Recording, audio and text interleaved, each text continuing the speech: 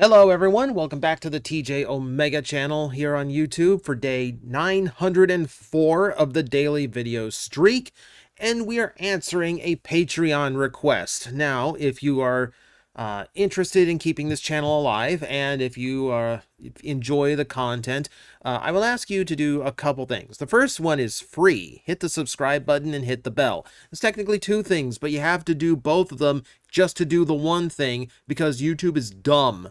But also, if you feel like contributing and enjoy what you see, then please feel free to support over on Patreon. The lower tiers can get you things like a shout out of anything you want, access to my Discord where we're chatting all day, or the higher tiers where you can do this. Request any type of video of me that you want, as long as it's something I do and within TOS. And this request is basically looking at the possibility of doing a complete remake of the original Generation 1 cartoon. And this is something that I think a lot of people have dreamed of for a long time, and a lot of people have imagined what it would be or how it would work. And you know what? I will fully admit, I'm no different, Even though sometimes it kind of turns out bad, a lot of times it kind of turns out bad, I'm not going to lie, I still get a kick out of seeing the Generation 1 designs I grew up with in full three-dimensional computer animation. There's just something cool about seeing them make that jump in technology and really be seen in all dimensions. It's cool. It's cool. So, we're going to discuss that possibility today, but that's not quite what the request was. So let's get to where I personally imagined a remake would be, and then we can kind of discuss what the actual assignment is. Now, for me, I think I've always thought about what a remake would look like in full CG ever since the original Beast Wars, where we got to see some G1 characters in full CGI for the first time. No, I'm not counting the intro to Generation 2. Yes, it's computer generated, but no. Just no. However, yeah, seeing a fully 3D animated Transformer show and then seeing G1 characters shown in that show really does kind of drive your imagination into going okay, what if? What would that look like? And I thought to myself, that would be so cool. I wouldn't even want them to redo anything. Just take the raw audio from the show and just do new CG animation on top of it. That's really all I would have wanted, And I think that alone would have been cool. And I've seen fan-produced things that do that, like the final battle of Optimus and Megatron. I've seen in 3D animation with the original audio, and it looks awesome. So I always thought if I was going to redo G1, if I was going to do a full remake, this would be the way to do it. These are mostly musings of someone who did not understand the industry or the process of it at the time, however. If we look at it now, if we look at Beast Wars, you can tell there's a lot of things they did in order to make the budget of that show work. A big example, for instance, is the small cast. We know Beast Wars was great because they had a very small, focused cast of characters that they could really explore. And it wasn't like Generation 1 where every single toy has to be represented. In 2D animation, doesn't matter what character you draw, you can, it costs the same. Whereas with CG animation, every model created was a massive undertaking, meaning you couldn't just throw in dozens and dozens of characters at a time. We had to limit this somewhat. So that's understandable. So redoing Generation 1 that, had over 100 characters in it, by the end of the show, especially if you include robotic and humanoid characters, then you're getting into a lot of expense. So I can understand where that wouldn't be feasible or practical. Also, the Generation 1 cartoon had the tendency to bounce around not only the Earth, but the universe, and usually only once. See, when you're doing a fully CG show, background scenery is actually fairly tricky because with 3 dimensions going on and the depth you have to consider, blocking out the entire the entire background, so it doesn't look like there's gaps in the world, That's a lot of work and effort too. It's a lot of modeling that has to be done. And hopefully, when modeling like that is done, you want to reuse it, you know? Generation 1 took place on a lot of different continents and countries on Earth, including a few made up ones we're not going to mention. But we're also talking about stories that happened in space and on different, very weird alien planets. You want to tell an animator that they have to draw the backgrounds and the scenery that's actually in, uh, you know, uh, oh man, my brain doesn't want to remember the episode now that I try to remember it. Carnage in C minor. You want to tell an animator that they have to render that mess of a city and then we're never going to use it again? You'd have riots. You'd have riots in the animation department. So then again, ridiculously expensive to create. So full CG, not practical. I think it would have been cool, but completely impractical. But that's what I always imagined it to be. So the original request actually does mention that if part of a full remake of Generation 1, they'd like to see the animators who redid G1 scenes for Earthspark. And you know what? Okay, that's another fair assessment. And that's something that probably triggered this particular train of thought. When I think about that scene, I had to re-watch it before I recorded. The art style is spot on. Like the iffy shifting proportions, that's spot on to Generation 1. Like there's like intentional mistakes that feels like G1 animation. And that stuff is great. That actually looks really good. That said, artistic styles can be observed and copied and reused. So getting an artist who can just recreate the Sunbow style of Transformers, how they look, that's one thing. To look back at that animation, you could tell it was pretty jank. Like the scene you're looking at right here that we're using for example, somehow this scene is missing frames, which should speed it up, but it's actually slow. It's actually a very slow running cycle that the characters are being shown doing. It is just very awkward, and it just looks bad. I'm like, I don't want a show that's entirely animated like this. Granted, more budget, more effort, they could absolutely do that, but even then, there's just modern animation practices with digital animation like this that really does make it feel very different from the original show and very much to the overall detriment of it.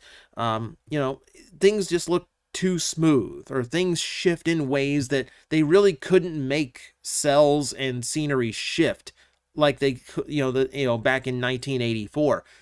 So it doesn't feel like the old cartoon, and it doesn't feel like it's doing something new or remaking it. It just feels like it feels very fan made. I'm not gonna lie. Like it's got a fan made approach to it. So I'm not sure if I necessarily want that animation, but style wise, yes. Technically wise, no. It's a tricky one. That part of it's tricky. I'm not sure who the right studio is for it off the top of my head. Another thought that they had is they thought it was very important to get the original cast, or as many as they could. The downside, there's a few downsides to that. Number one, of course, not all of them are alive anymore. We've lost a lot of them. I got news for you. A lot of your favorite voice actors, for all your cartoons, they're in their 40s and 50s. They're not exactly spring chickens, and a lot of the G1 cast weren't young when they did these voices. So it's been 40 years. The numbers are thinning, which is unfortunate, but it's also true. So we really can't get all of them back. We can only get some of them back. And the option was like, would you recast them? And like, well, what else are you going to do? You're not going to AI replace them because AI is horrendous and it's not actual AI. It's a copy and paste algorithm. No, I think like the most disrespectful thing you could do to a voice actor is replace them with another VA while the original is still alive, because that's just a studio going, yeah, you're just too expensive. Like we don't like we're gonna be too cheap to get the real thing. We're just gonna use a copycat. That's kind of disrespectful. But more disrespectful is to replace them with a digital recreation, alive or dead. So no, not that. There is one beacon of possibility here, though, and that is the fact that there are now like original recordings from the booth actually being discovered.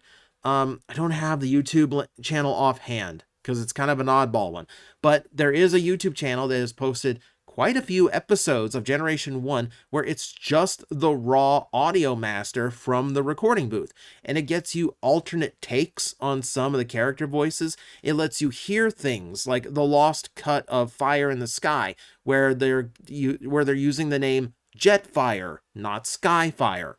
There's deleted scenes in some of them, so you get to hear dialogue that you've never heard before. These are raw audio masters that could still be used if they were to redo G1, and then you could still like put in new music and new sound effects or whatever, but still retain the vocal performance. And you could get away with doing that for whatever episodes have survived, to replace the previous voice actors while bringing back the originals to redo it.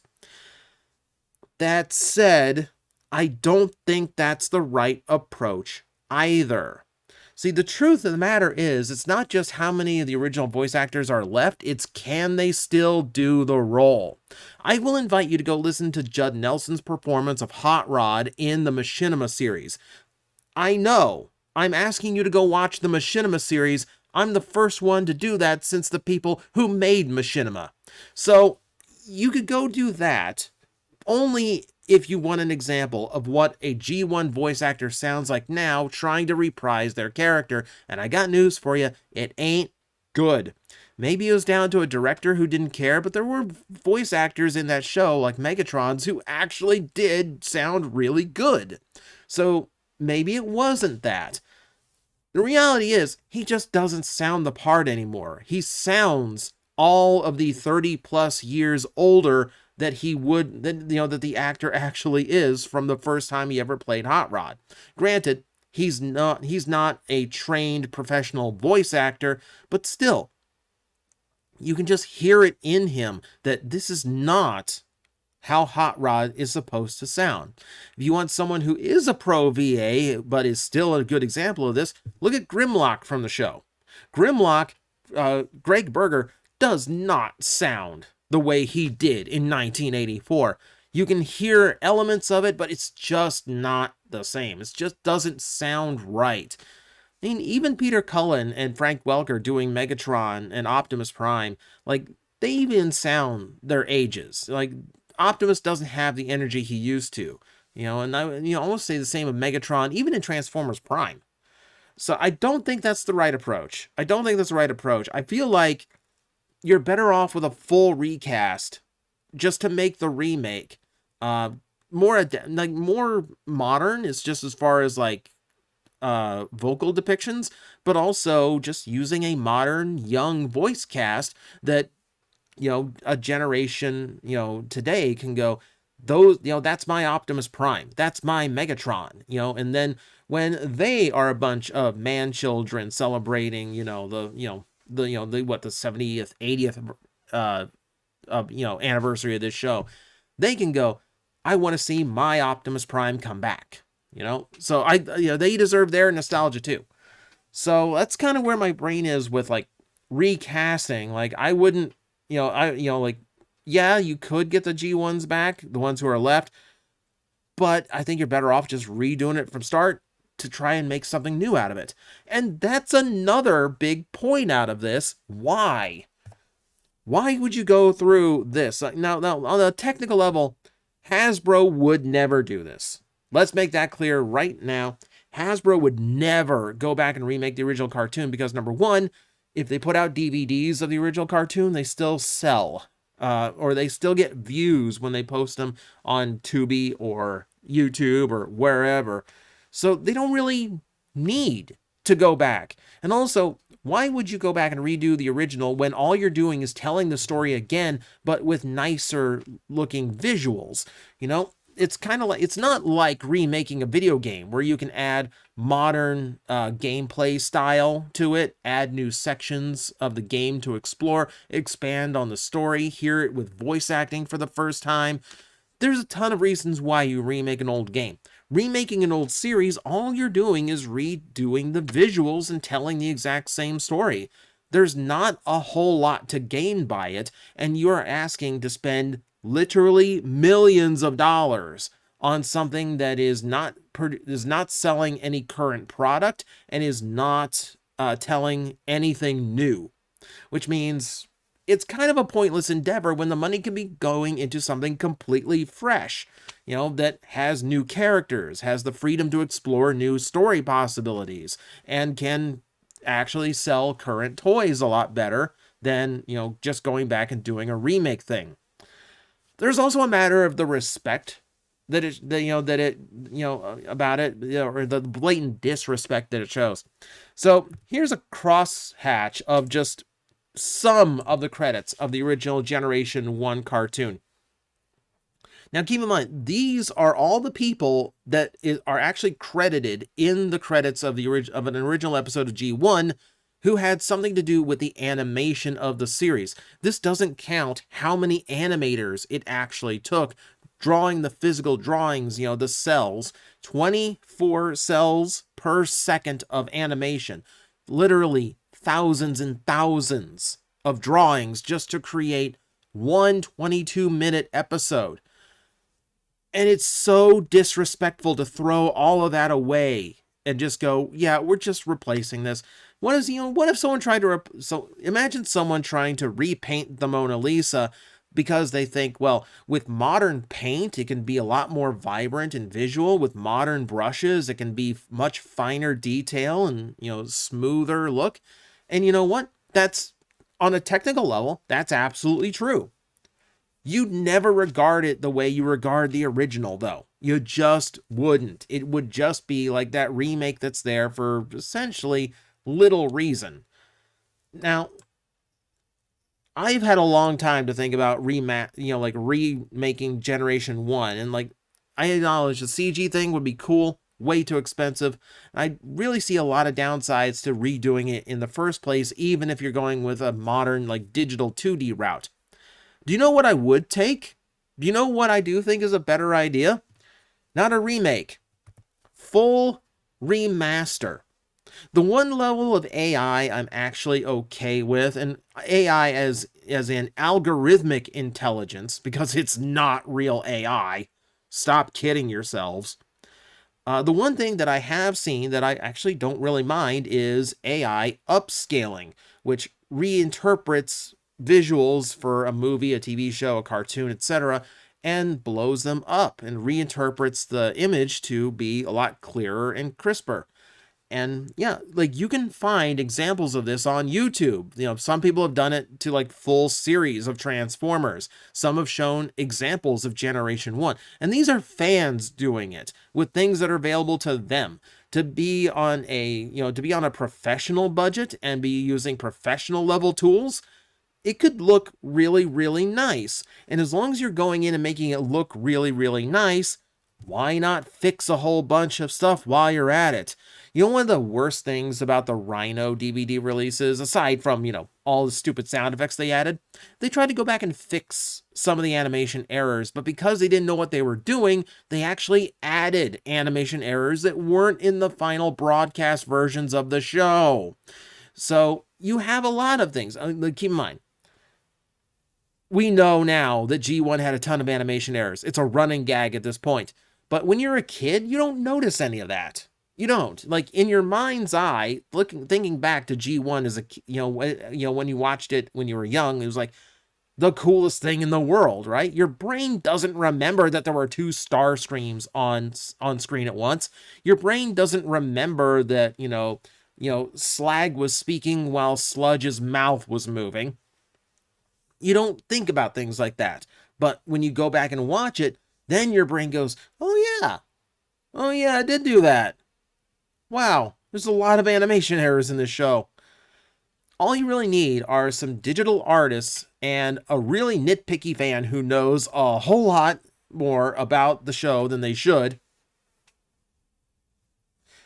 to actually just kind of look over an editor's shoulder and go, okay, that Starscream in the background should actually be Skywarp. So let's digitally redo the colors of these frames to make him Skywarp matched.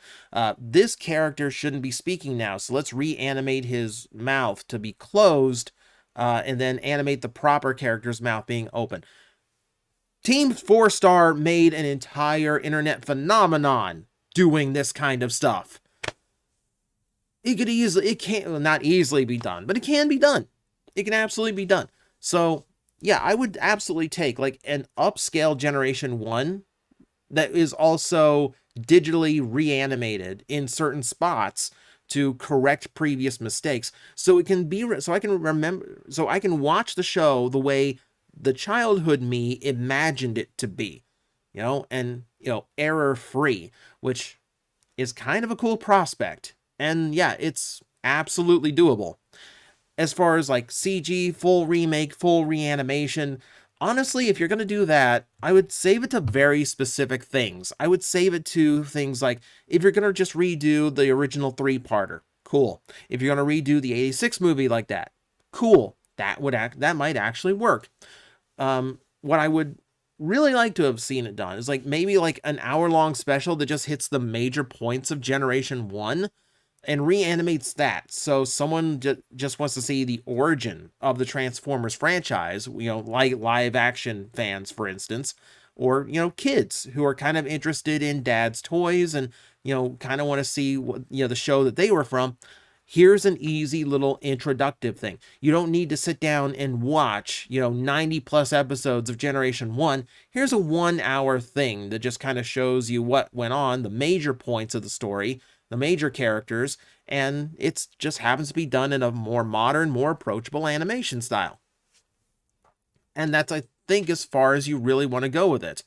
Any more, and you really do disrespect the original, and you're ultimately making something that isn't leading to anything franchise-wise, retells something that most long-term fans already have, heard and known for a long time, and ultimately, I just think putting resources into something where it really doesn't need to go. I just think there's a lot more imaginative things you can do. So that's my opinion these days. It is remaster, not remake. But that's my opinion. You're free to share your own in the comments below, because I know everyone would have an opinion on something like this. And as always, thank you very much for watching. I will see you next time.